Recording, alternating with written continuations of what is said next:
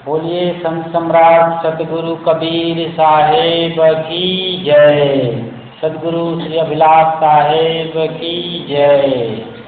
समाज को मर्यादा और बोध की शिक्षा देने वाले वीर बहनें साध्वीगण और इस अवसर पर कि आज रक्षाबंधन का त्यौहार पूरे हिंदुस्तान में मनाया जा रहा है, यहाँ उपस्थित इस सत्संग में आए सत्संग प्रेमी भाई बंधुजन और दूर कहीं अपने घर पर इस आवाज़ को सुन रहे, सत्संग लाभ ले रहे ग्रामीण जन। भारत का इतिहास सदा से ही गौरवशाली रहा है। जब पूरी दुनिया में जंगल युग था, लोग जंगल में रहा करते थे, हमारे पुरखे, जहाँ रोशनी भी नहीं पहुँचती थी, सूरज की बमुश्किल पहुँच पाती थी, उस जमाने में भी लोग उसी जंगल में दिया तरीका कोई चीज़ चिमटिमा कर न सिर्फ बाहर प्रकाश कर रहे थे, बल्कि हमारे ऋषि महर्षि जो उस वक्त थे योगी जन या संत सद्गुरु जन, वो लोगों के भीतर अंतःकरण में भी ज्ञान की रोशनी बिखेर रहे थे। और भारत की जो ऐतिहासिक परंपरा है वो बड़ा ही लाजवाब है, गर्व करने लायक है, गौरवशाली तो रहा ही रहा है, पूरी दुनिया के लिए एक लाइट हाउस जैसे रहा है, प्रकाश स्तंभ जैसे रहा है। बहुत सीखा है दुनिया ने हिंदुस्तान से, और इसमें इस देश में सदा से ही तीज त्योहारों का अवसर बनता रहा है समय समय पर, क्योंकि आदमी एक ढर्रे पर, एक ढंग पर जीते जीते ऊब जाता है, ऊबन होने लगती है। तो स्वाभाविक है कुछ जिंदगी का जायका बदलने के लिए, माहौल बदलने के लिए, गमगीन या उदासी या थका हुआ जो जीवन है उसमें उल्लास, हर्ष और आनंद के लिए उत्सव होने लगे। तो चूंकि हिंदुस्तान या ये भारत दुनिया भर के मौसम का इकट्ठा एक खजाना है। आपको स्विट्जरलैंड जाने की तलब है या शौक है तो आप कश्मीर चले जाइए, वहाँ आप वही महसूस करेंगे जो यूरोप जैसे देशों में महसूस कर सकते हैं, ठंड मुल्क और बर्फबारी का, बर्फ में चलने का, स्केटिंग करने का सब कुछ मिलेगा। तो एक बात हुई, ऐसे हर मौसम की यहाँ बात है। आपको सहारा मरुस्थल जाने की जरूरत नहीं है, शायद अफ्रीका में आप राजस्थान चले जाइए, वहाँ मरुस्थल का अंबार लगा है, दूर तक कोई नहीं मिलेगा, आप सिर्फ और सिर्फ आप अकेले होंगे रेत के उस समंदर में। और भी ऐसे अंदाजा लगा सकते हैं, आप जहाँ जाना चाहें, समंदर देखना चाहें बढ़िया से बढ़िया, तो द्वारका जैसी जगह में जा सकते हैं जहाँ बढ़िया और नीले रंग का पानी दूर तक फैला हुआ है। वहाँ आप जहाज के जरिए यात्रा करके उस टापू पे जा सकते हैं जहाँ कृष्ण भगवान जरासंध की दहशत से भाग खड़े हुए थे और वहाँ जा बसे थे। वहीं पर जाके गुरुदेव जी को ऐसे लगा था कि यदि इस टापू पर भगवान कृष्ण को यदि जहाज मिल गया होता उस वक्त, पानी पर चलने वाला जहाज, तो शायद वो अरब भाग गए होते, क्योंकि अरब उसी दिशा में है आगे। शायद जरासंध उसका पार ना पाता। जो भी हो वो बच गए और वहाँ पर एक सुंदर नगरी बसाया। मतलब देखने, सुनने और दुनिया को सैर करने का एक पूरा प्रोग्राम बनाया जाए तो भारत के बाहर नहीं जाना पड़ेगा। जैसे भगवान शिव और पार्वती के लिए, अपने माँ बाप के लिए गणेश ने बढ़िया तरकीब निकाला, उनके 4-6 चक्कर लगाए और पूरी दुनिया को जीत लिए, अपने भाई को हरा दिए।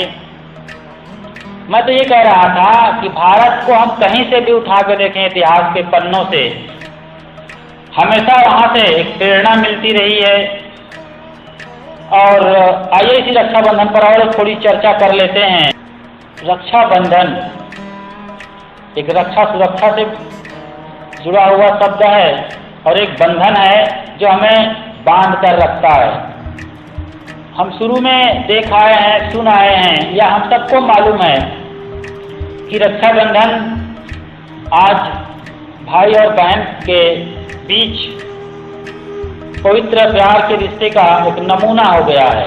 वैसे हैं तो ये रक्षाबंधन है, आपस के रिश्तों को मजबूत करने के लिए उस धागे को और मजबूत किया जाए, जहाँ से हमें पवित्र रिश्ता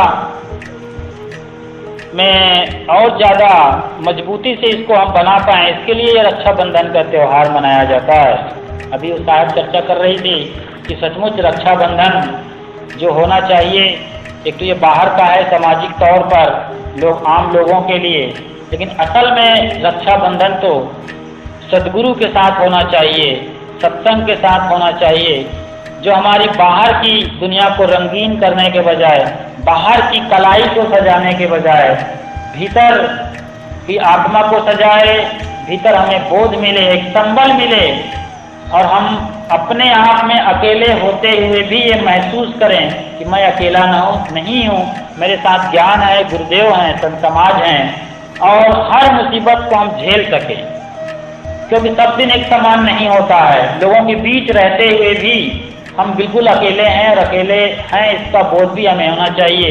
कभी कभी हम बीमार होते हैं तब पता चलता है कि हम कितना अकेले हैं। बुखार है, 1 इंच भी 1 डिग्री भी बुखार कोई नहीं ले सकता हमारा, ये कोई एक बुखार है वो फीवर को बांट ले, 1 डिग्री भी बांट ले तो बहुत बुखार कम हो सकता है, नॉर्मल डिग्री में आ सकता है, लेकिन नहीं, ऐसा नहीं होता है। तब पता चलता है कि हम बिल्कुल अकेले हैं। उस वक्त हमें गुरुदेव के आशीर्वाद या संतों के ज्ञान ही काम आ सकते हैं। तो आज के दिन जबकि भाइयों की कलाइयाँ सजी हुई हैं, बहनों ने थाल सजाया और राखी बांधा और माथे पे तिलक लगा करके वो औपचारिकता पूरी कर दी और भाई कुछ तोहफा देने का वादा किया या झटपट कुछ तोहफा दे दिया, बस रक्षाबंधन हो गया। इतना ही रक्षाबंधन नहीं है।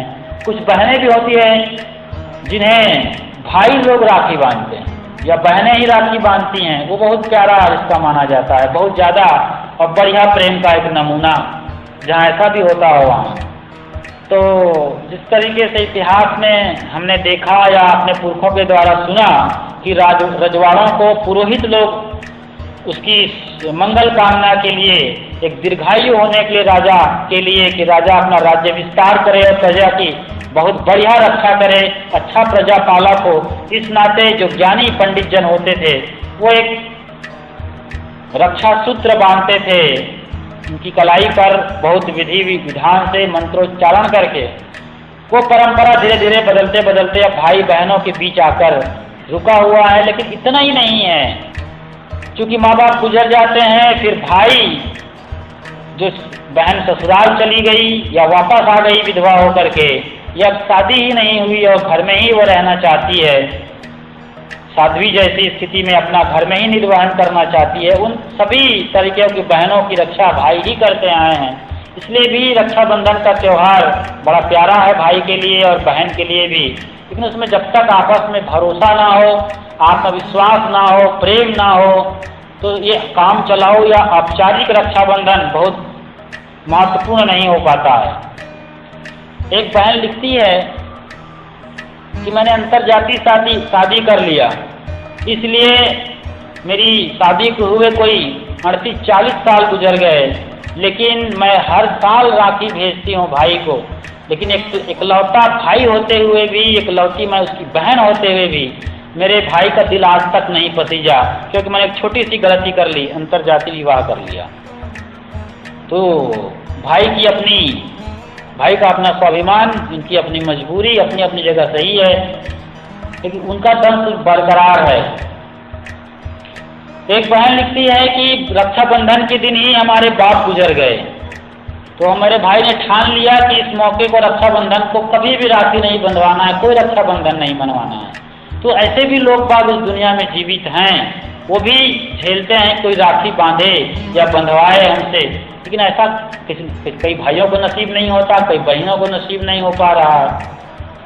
आज के अखबार में एक कार्टून छपा है, एक बहन राखी बांध रही है अपने भाई को और कह रही है कि भाई साहब बहुत महंगी राखी लाई हूँ तुम्हारे लिए, खास प्याज के छिलकों से बनी हुई, क्योंकि आज प्याज का दाम बढ़ गया है, करीब 100 रुपये किलो चल रहा है। इससे बढ़िया तो रक्षाबंधन का ये पवित्र और प्यारा सा पर्व हम सबके बीच आज है। लोग मना रहे हैं, मिठाइयाँ खा रहे हैं, खिला रहे हैं। इसी अवसर पे लोग अपने घर में पकवान भी बना लेते हैं, या दूर अपने रिश्तेदारों में राखी पहुंचाने के बहाने उनकी खोज खबर या दुख दर्द ले लेते हैं, एक दूसरे के बारे में जानकारी मिलती है। लोग दूर यात्रा करके, जबकि बारिश का मौसम है, नदी नालों में भी पूर आया है, उसके बावजूद जैसे तैसे राखी पहुंचाने का और अपने भाई से आशीर्वाद लेने का, उससे प्रेम और रक्षा का एक तरीके से आशीर्वाद ले लेती हैं। तो ये रक्षाबंधन के त्यौहार, चूँकि ये त्योहारों का सिलसिला ही शुरू हो गया है, आने वाले दिनों में तमाम त्यौहार आएंगे यहाँ, तो लोगों में खुशियाँ बरकरार रहेंगे। अभी सीजन भी है, खेत में कोई विशेष काम नहीं चल रहा है। हमारे कृषक भाई बंधु और बहनें, माँ बहनें सब अभी एक तरीके से फ्री वाली स्थिति में हैं। तो इस अवसर को भुनाते हैं तीज त्यौहार के अवसर पर। अभी तीज पर माँ बहनें अपने वापस नैहर चली जाती हैं मायके, और वहाँ अपने माँ बाप या भाई बंधु और तमाम अपने भाभियों से मिलना होता है, और बच्चे अपने मामा मामियों से मिलते हैं, नाना नानियों से मिलते हैं। तो एक बढ़िया कुल मिला करके रक्षाबंधन को देखा जाए तो ये संपूर्ण तरीके से हमारे रिश्तों में मजबूती लाने की है कि हम ज़्यादा और करीब आएँ, ज़्यादा साफ सुथरा रिश्ता हो, हमारा पवित्र रिश्ता हो, और हर मुसीबत में हम काम आएँ, सचमुच प्रेम के धागे से बंधे रहें, रहीमन धागा प्रेम का। तो उस धागे में हम बंधे हुए होते हैं तो जीवन आसान हो जाता है। फिल्म का एक गाना है कि ये बंधन तो प्यार का बंधन है, धरती दूर कब गगन से और सूरज कब दूर किरण से, ऐसा कुछ है, और चमन से और पवन से। वहाँ पर प्राकृतिक जो हम शक्तियाँ हैं, हमारे जो पंच तत्व हैं, उनकी आपसी रिश्तों का जिक्र किया गया है। हो सकता है उस गाने के अगले हिस्सों में वो साधारण प्यार के रिश्तों को ही जिक्र बना दे, या इस पर वो भजन माफ कर ये गीत बनाए हो, मुझे नहीं मालूम, लेकिन मैंने ये बोल सुना है, आगे कुछ भी याद नहीं है मुझे। ये बहुत पवित्र रिश्ता का यहाँ पर सूचना दी गई है। ये बंधन तो प्यार का बंधन है। सचमुच हम रिश्ते नाते कहीं भी ढूंढ लें, चाहे फूल के साथ हम रिश्ता ले लें, प्रकृति के साथ ले लें, अपने घर के जई है तो उसमें कुछ भी नहीं मिल रहा है, तमाम रोगों से ग्रसित होते चले जा रहे हैं। तो मेरा कहने का ये मतलब है कि हमने हर जगह रिश्ता बिगाड़ा है। रक्षाबंधन का ये सूत्र या धागा हमें याद दिलाता है कि हमें हर जगह पवित्र रिश्ता रखना होगा। सचमुच एक भगवान के तरीके से पेड़ पौधों को देखना होगा, जानवरों को देखना होगा, पशु पक्षियों को और पूरी प्रकृति को देखना होगा। इतने हम प्रेम से भर पाएँ कि अपने माँ बाप में भगवान नजर आए, अपने पति में, अपनी पत्नी में, भाई में, बहन में, बच्चों में, सभी रिश्तों में, नज़दीकी और दूर के रिश्तों में, पड़ोसी में, मित्र में, तो ही हम समझ सकते हैं कि हम राम राज्य में हैं या सदगुरु के करीब हैं। जिसके लिए सदगुरु पुकारते रहे, गली गली घूम घूम कर सदगुरु कबीर साहब अलग जगाते रहे, और उनसे भी पहले तमाम संत जन, और आज भी चैनल के जरिए तमाम संत जो सदगुरु कबीर साहब की वाणी का जिक्र किए बगैर, जो कुछ हिम्मतवर होते हैं वो तो कबीर साहब का नाम लेते हैं, लेकिन कुछ डरपोक किस्म के जो चैनल गुरु हैं वो नाम नहीं ले पाते हैं। शायद उन्हें डर है कि हमारे चेले कहीं कबीरपंथी ना हो जाएं, तो वो डरपोक तो नाम नहीं, लेकिन साहब की वाणी का जरूर जिक्र करते हैं। तो सदगुरु कबीर की वाणी हर जगह फैली है, हर जगह उनकी पहुँच है, जीवन के कोने कोने में उन्होंने समझाया, अलग जगाया है। सिर्फ हमको एक बार अपने भीतर छुपी हुई शक्ति को देखना है, सिंहावलोकन करना है, अपनी ऊर्जा को देखें, भीतरी शक्ति को देखें। तो मैंने देखा है, घर में रहा तो, संतों के साथ, गुरुदेव के साथ रहा तो, और लोगों के बीच अब जाते हैं तब, और बाजार में हो तब, कहीं भी देखा, मैंने यही देखा कि इस दुनिया में प्रेम से बड़ी कोई चीज़ नहीं है। प्रेम का मतलब मेरा किसी उस प्रेम की नहीं है जो फिल्मों तक सीमित होती है। मेरा प्रेम का मतलब है, मेरा क्या मतलब है, सचमुच में जो प्रेम की असल परिभाषा है, या उस परिभाषा को मैं अपनी शब्दावली में कहता हूँ, प्रेम का मतलब दूसरों के लिए जीना, अपना जीवन दूसरों के लिए कुर्बान कर देना। चाहे आप घर में किसी भी रिश्ते नाते में आप दूसरे के लिए जी कर तो देखिए कैसा वो धागा बनता है, रहीम का धागा। प्रीत तो ऐसा कीजिए जस लोटा और डोर, आपन गला फंसाए के गहरे ले आवे बोर। कितनी बड़ी बात शायद रहीम कवि ने ही कहा है कि प्रीत तो, प्रीत का मतलब संबंध से, मधुर संबंध, किसी का किसी के साथ पवित्र रिश्ते से। प्रीत तो ऐसा कीजिए जस लोटा और डोर, आपन गला फंसाए के। बताइए, अपने गर्दन को भी फांसी पर टांग करके कहते हैं तुम दूसरे के काम में आओ।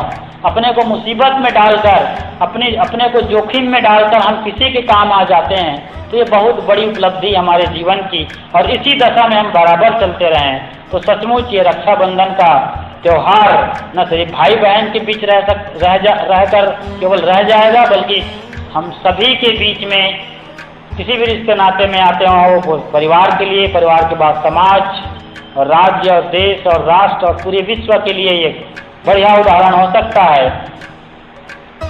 तो इस त्योहार पे आज ये सत्संग समारोह, इस पर कुछ चर्चा हुई थोड़ी सी, और वही बातें हम दोहराए जो हमें गुरुदेव जी और संतों का आशीर्वाद हमको मिला हुआ है।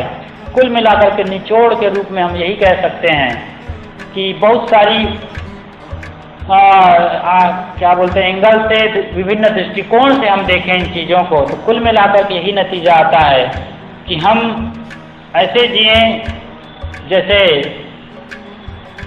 चूँकि हम चाहते हैं हमसे सब प्रेम करें, हमारी सब इज्जत करें, हमारी सब मर्यादा करें। हर किसी की मांग है, तुम मुझसे प्रेम करो, तुम मेरी इज्जत करो, तुम मुझे मर्यादा दो, तुम मुझे गिफ्ट दो, तुम मुझे पहले प्रणाम करो, मुझसे पहले झुको। ये हर आदमी का, बहुत गहरे में सोचिए, हर आदमी चाहता है कि सामने वाला पहले झुके, सामने वाला पहले सम्मान करे, मर्यादा, कुछ गिफ्ट दे, कुछ प्रेम करे। इन सारी चीज़ों को लिए वो एक ही शब्द आता है, तुम मुझे प्रेम करो। हर आदमी प्रेम मांग रहा है, हर आदमी प्रेम का भिखारी है। लेकिन गजब की बात तो ये है कि प्रेम का गणित ही उल्टा है सब। प्रेम मांगने से नहीं मिलता, प्रेम तो सिर्फ देने और देने से मिलता है। आप एक बोरी धान डालते हैं खेत में, आपको कई बोरियां वहां से आपको धान मिलता है, सिर्फ इसीलिए कि आपने दिया, आप देते हैं। तो आप दे के देखिए साहब कैसे प्रेम नहीं मिलता है। मांगोगे तो भिखारी बने रहेंगे आप, कभी प्रेम नहीं मिल सकता। आप प्रेम देते हैं, दूसरे के लिए जीते हैं, वक्त पे काम आते हैं, मीठी बानी बोलते हैं, बढ़िया व्यवहार रखते हैं, नरम रुख है आपका, तो मेरे ख्याल से पत्थर जो इंसान भी बहुत जल्दी पिघल जाएगा आपके सामने। ऐसा इतिहास में हुआ है, ऐसा आपके घर में होता है, आपके साथ हुआ है। इसी में निरंतरता बनाए रखें, हम प्रेम की धागे को और मजबूत करें, और जिनके साथ हमारा नफरत जैसा रिश्ता है, नकारात्मक दृष्टिकोण से जिसको हम देखते हैं, जल्दी बात करना नहीं चाहते हैं उनके साथ प्रेम से, उस करीबी रिश्ते में भी हम एक बार प्रेम का अमृत घोल के देखें, हर अपने कृत्य में प्रेम की चाशनी डाल के देखें। तो मुझे नहीं लगता कि जिसके चलते हम मायूस होते हैं, उलझे रहते हैं, अपने को सजा देते रहते हैं नफरत करके, वो बहुत जल्दी खत्म होगा है। और नफरत से बड़ा जहर मैंने कहीं नहीं देखा है, क्योंकि ये जहर हम सोचते हैं दूसरे पर डाल रहे हैं, लेकिन वो वापस आ जाता है कई गुना बढ़ के, और उस जहर में हम ही घुलते रहते हैं। और इसीलिए 100 बरस की जो हमारी ज़िंदगी थी हिंदुस्तान की, वो घटते घटते 50 और 60 साल के बीच आ गई। क्यों? कोई आदमी किसी को नहीं मार रहा है, आदमी खुद अपने हाथों मर रहा है, दूसरों पे क्रोध करके, ईर्ष्या करके, निंदा करके, चुगली करके, बेईमानी करके, चोरी करके, क्योंकि इसकी सजा मिलेगी, जाएगी नहीं। जो हम बोते हैं फसल, जरूर बीज डालने और फसल काटने में काफ़ी लंबा वक्त लगता है, लेकिन बीज तो हमने डाला है, वो देर सवेर हमको उसकी फसल काटनी पड़ेगी, और हम फसल काटते हैं, रोते रोते यहाँ से विदा होते हैं। तो मेरी हाथ जोड़कर ये विनती है आप सबसे, मुझे भी, कि आप लोग प्रेम में रहें, और यदि आप लोग प्रेम में जीते हैं तो मुझे माफ़ करिए, मैं गलत बोल रहा हूँ आप सबके बीच में। यदि कहीं पर लगता है कि हम प्रेम से नहीं जी पाते हैं, तो सचमुच आपका सुनना सार्थक है, और उसी प्रेम में आप तल्लीन हो जाएं, और प्रेम पाठ का चोल ना पहिर कबीरू नाच, तो उसी नाच में आप मगन रहें। आपका व्यवहार नित्यपूर्ण होना चाहिए, किसी काम को बोझा मत समझिए, खेल समझिए उस काम को, खेल बना लीजिए, खेल खेल में करिए। वो आप बोझा बना लिए, हमने मुझको उसने ये कहा ये काम करने का, बोझा लेकर काम भी कर रहे हैं, बोझा भी है, टेंशन भी है, पीड़ा भी है, उसके प्रति गाली भी है, भीतर भीतर ये काम भी कर रहे हैं, जहर भी अपने लिए पैदा कर रहे हैं। तो कहाँ जाएंगे हम? जल्दी मौत के पास और कहीं नहीं। तो बड़े प्रेम से काम करें, हम किसी भी कृत्य को खेल समझ ले बच्चों जैसा, तो हम बहुत जल्दी अपने जीवन में पाएंगे कि उत्साह है, एक आनंद है और खुशी खुशी हम इस जीवन को जी सकते हैं। और असली जो रक्षा गुरुदेव संतों का है, धर्म रक्षति रक्षता, यदि हम धर्म की रक्षा करते हैं तो स्वाभाविक हजारों गुना की ज़्यादा मजबूर होकर धर्म हमारी रक्षा करता है। तो इन्हीं शुभकामनाओं के साथ आप सबके श्री चरणों में एक बार फिर साहेब बंदगी, और मैं अपनी वाणी को यहीं पे विराम देता हूँ। बोलिए श्री सतगुरु देव की जय।